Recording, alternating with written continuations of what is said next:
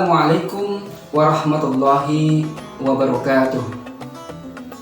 Sahabat min satu ngawi, alhamdulillah alladzi khalaqal mauta wal hayata liyabluwakum ayyukum ahsanu amala wa huwal azizul ghafur.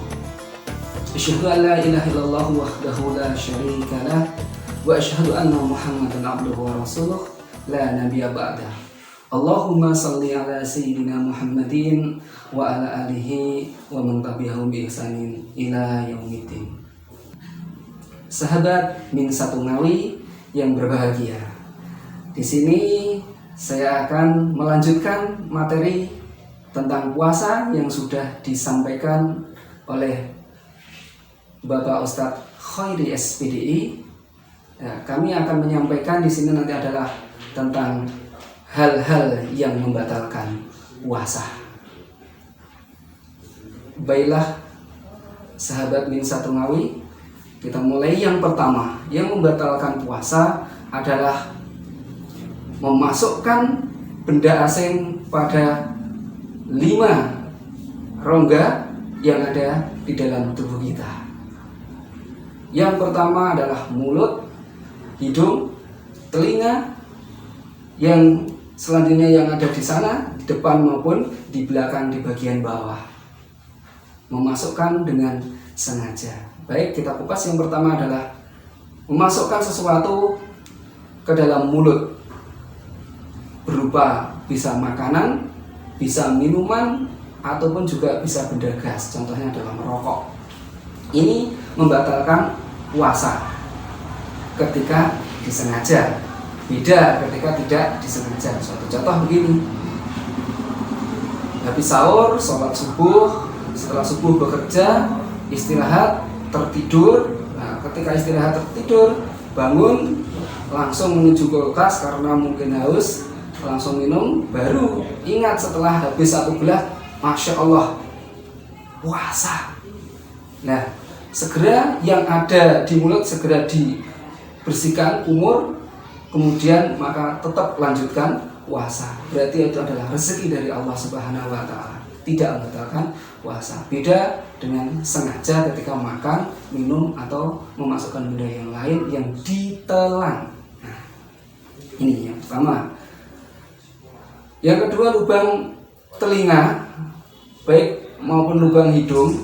Namun ini ada beberapa perselisihan para ulama. Ada yang mengatakan itu batal, ada yang mengatakan tidak, termasuk memasukkan sesuatu benda yang ada di bagian bawah, baik ubul maupun dubur. Itu juga ada perselisihan, ada yang mengatakan itu batal, ada yang tidak. Namun bagi kita untuk berhati-hati, sebaiknya tidak melakukan itu. Suatu contoh, memasukkan mungkin hidung kita, memasukkan suatu benda atau fixed inhaler yang biasa untuk menghilangkan dahak atau apa itu yang di hidung menyumbat, kemudian mungkin memasukkan cotton bud karena curek-curek. Ya, ini kita hati-hati untuk tidak melakukan ketika bulan puasa. Hati-hati. Ini kehati-hatian kita. Ini yang pertama. Kemudian yang kedua yang menyebabkan batalnya puasa adalah muntah. Tapi muntah yang disengaja. Ketika muntahnya tidak disengaja, ini tidak membatalkan puasa. Nah, muntah yang tidak disengaja itu bagaimana? Suatu contoh, kita lewat tempat, ya ternyata tempatnya itu kotor sekali dan baunya menyengat sehingga kita merasa mual-mual kemudian muntah. Ya, apakah ini membatalkan puasa? Tidak. Nah, tetapi kalau memang rasanya gorokan ini kok ada lendirnya atau apa, dikorok-korok itu kemudian muntah, lah ini yang dikatakan membatalkan puasa. Ini yang kedua. Kemudian yang membatalkan puasa yang ketiga adalah ketika seorang perempuan datang bulan atau haid. Ini jelas membatalkan puasa, nggak perlu dijelaskan. Insya Allah sahabat min satu ngawi semuanya sudah paham. Nah, dan temannya adalah melahirkan dan juga nifas. Ini yang ke 34. Jadi sudah ini jelas. Nah, yang kelima yaitu keluarnya air mani. Ini bagi laki-laki. Nah, kenapa keluar? Ya tentunya yang disengaja. Ketika tidak disengaja juga tidak membatalkan puasa. Nah, yang keenam adalah senggama. Kemudian yang keenam adalah gila. Jadi gila. Waktu puasa kok dia gila, walaupun sebentar gila, maka puasanya juga batal. Nah, kemudian yang terakhir yang membatalkan puasa adalah murtad. Jadi secara hukum otomatis orang murtad itu batal puasanya. Nah, oh ya mohon maaf, ini yang kadang-kadang saudara-saudara kita ada yang belum tahu bahwa niat itu juga membatalkan puasa. Saya niat nanti gak kuat, aku gak kuat, tak batalkan. Ternyata iman-iman, nah ini sudah niatnya batal, berarti puasanya juga batal. Nah, ini sahabat Min Satu Ngawi yang berbahagia, hal-hal yang membatalkan puasa. Kemudian kalau tadi kita sudah membahas tentang hal-hal yang membatalkan puasa, nah sekarang ada juga hal-hal yang menghancurkan pahala atau membatalkan pahala puasa. Jadi puasa itu juga bisa hancur, atau kalau bahasa Jawanya gini, ibarat puasa itu pohon. Jadi pohon yang tinggi, rindang, buahnya banyak. Buahnya itu adalah pahala puasa, pohonnya ini adalah pohon puasa. Nah, ketika berbuat maksiat, maka dibarat ini buahnya ini rontok, pahalanya itu rontok.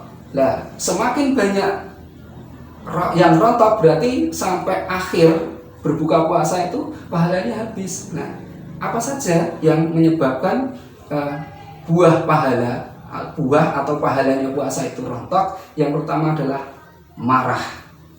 Maka ketika sesuai dengan definisi puasa, kita kan menahan diri. Jadi menahan termasuk menahan amarah. Dan waktu puasa pasti ujian marah itu banyak. Nah, ketika tidak lulus menghadapi ujian yang namanya marah, maka pahala itu sebagian sudah gugur. Pahala itu sebagian sudah hancur. Karena apa? Kita marah. Maka di hadisnya Rasulullah disampaikan, la taqdab walakal jannah. Janganlah engkau marah, maka bagimu surga. Jadi cukup pendek hadis ini. Jadi jangan marah, maka bagimu surga. Mudah sebenarnya. Jadi cukup tidak marah sudah mendapatkan surga. Tapi memang untuk menahan marah ini luar biasa, ketika kita harus menjaga dari yang namanya marah.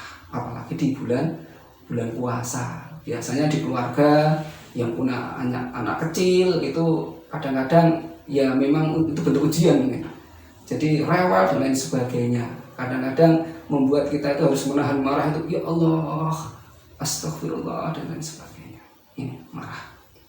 Nah, selain marah, sesuai dengan sabda Rasulullah, khamsatu asya'a tukhbitus saum, al-kadhib wal ghibah wan namimah wal yaminul ghumausu wan nadru bisahwah. Jadi disabdakan oleh Rasulullah 5 hal yang menghancurkan pahala puasa. Yang pertama adalah al-kadzib, dusta, bohong. Ketika kita puasa masih kadzib, masih berbohong walaupun dalam bentuk guyonan, itu juga akan menggugurkan pahala puasa. Ini al-kadzib, dusta. Nah, yang kedua, wal ghibah, menggunjing. Mohon maaf sahabat Min Satu Ngawi, kadang-kadang setan itu sebenarnya sudah dibelenggu. Tapi di bulan Ramadan kenapa kok masih ada orang yang dusta, ada yang masih gunjing? Karena ajarannya setan itu mungkin masih ketinggalan, sudah terbawa oleh manusia, sehingga ghibah waktu puasa itu masih ada gunjing, ngobrol-ngobrol. Nah, kadang-kadang tanpa sadar kita ngobrol, yang diobrolkan orang yang tidak ada, kejelekannya diobrol, diomong, padahal ini yang namanya ghibah. Lah ketika diingatkan temannya, puasa-puasa jangan gunjing.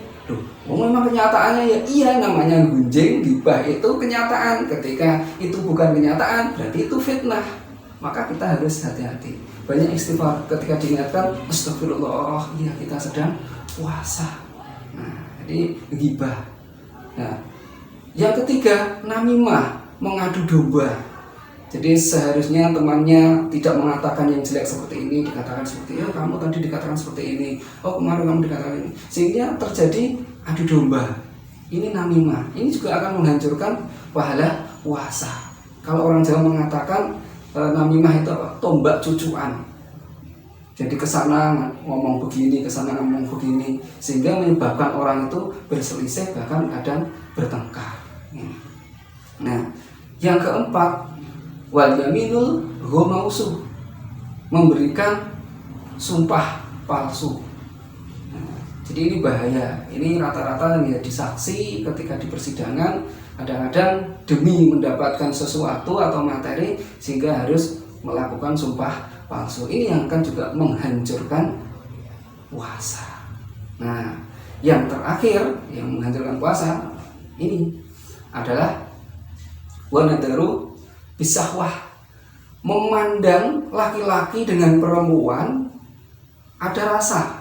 Jadi dengan syahwat ada rasa. Makanya harus dihindari ketika kita melaksanakan ibadah saum untuk bertatap muka dengan lain jenis. Jadi seorang pria dengan seorang perempuan, sehingga nanti timbul syahwat. Ini akan menggugurkan pahala. Maka kita ketika bulan Ramadan ini senantiasa kita adalah ghadul basar, menjaga pandangan. Sahabat Min Satu Ngawi yang berbahagia, kita membahas tentang hal-hal yang membatalkan puasa. Puasanya batal berarti harus mengqadha. Kalau yang kedua adalah hal-hal yang membatalkan atau menghancurkan pahala.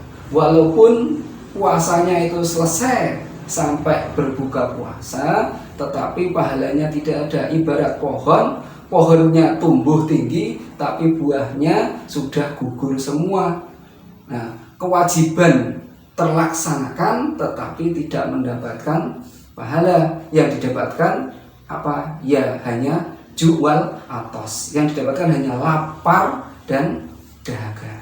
Nah, maka dari itu mari kita hindari hal-hal yang membatalkan puasa, apalagi yang membatalkan pahala. Jadi kedua-duanya ini harus jauh-jauh kita hindari semampu kita untuk menghindarinya, sehingga puasa kita nanti bisa diterima oleh Allah Subhanahu wa Ta'ala, jadi tidak batal dan pahalanya juga tidak hancur.